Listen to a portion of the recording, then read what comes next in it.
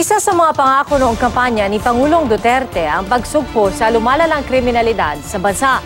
Ngayong mag-iisang taon na siya sa pwesto, lumalabas sa datos ng PNP na bumaba nga ang bilang ng mga krimen.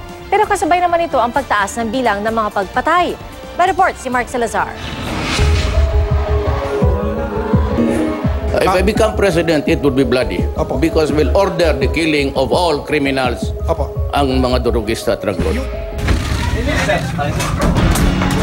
Isang indikasyon daw na namumunga ang kampanya ng administrasyon laban sa krimen. Ang mga nag-uumapaw ngayong preso, gaya ng isang ito sa Quezon City.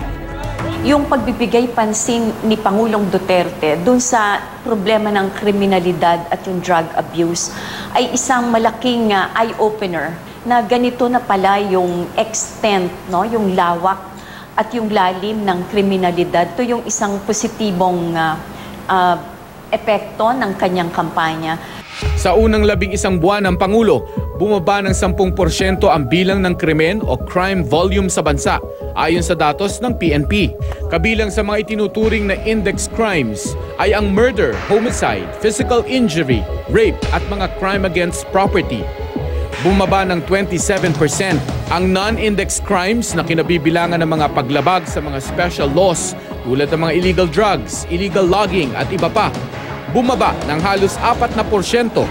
Pinakamalaking pagbaba ang mga insidente ng carnapping. Pero ang bilang ng homicide wala pang 1% ang nabawas.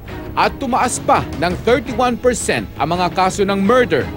Sa kada 10 kaso ng homicide at murder, halos 2 ang may kinalaman daw sa droga. Kung sa proseso ng paglutas sa kriminalidad ay merong mga buhay na nawawala, sa aking paningin, ito ay dapat bantayan at dapat suriin, dapat tingnan kung ang fight against criminality nga ba ay pwedeng sabihin na isang achievement o isang tagumpay ng administrasyon. Yung street level pushers nila na silang nagbebenta, aayaw noong kanyang supplier na maituro siya. So merong. Sa organization ng isang drug group, meron silang gun hire. So nakita natin na they're trying to eliminate people that would point to them. Ayon sa isang Pulse Asia survey noong Disyembre, 80% ng mga Pilipino ang sumang-ayon sa pakiramdam na hindi na kasing peligroso sa kanilang lugar dahil sa kampanya kontra kriminalidad. Sa mga survey ng Social Weather Stations o SWS, bumaba ang bilang ng nagsabi na nabiktima sila ng krimen noong Setyembre 2016. Kaparehong level din itong Marso 2017. Pero noong Disyembre ng nakaraang taon, bumaba pa ito sa 4.9%. Pinakamababa mula pa ng panahon ni Pangulong Cory Aquino. Are we really safe dahil free from crime? Or are we safe dahil takot tayo? Or takot ang mamamayan? Over the past months, ang binibilang, ang focus was the one that namamatay. Hindi nila ina-assess yung programa o yung kampanya sa kabuuang resulta.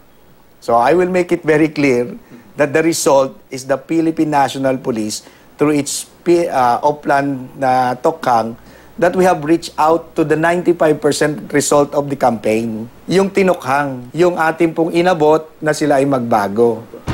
Malinaw daw na may mga hamon pa rin para sa nalalabing 5 taon ng Administrasyong Duterte sa laban nito kontra droga at krimen.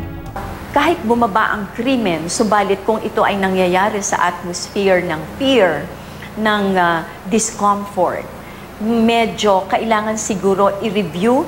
Mayroon bang kailangang ikatakot yung taong bayan sa ginagawang police operation? Wala. Matatakot ka kapag ikaw yung nagbabiolate ng batas.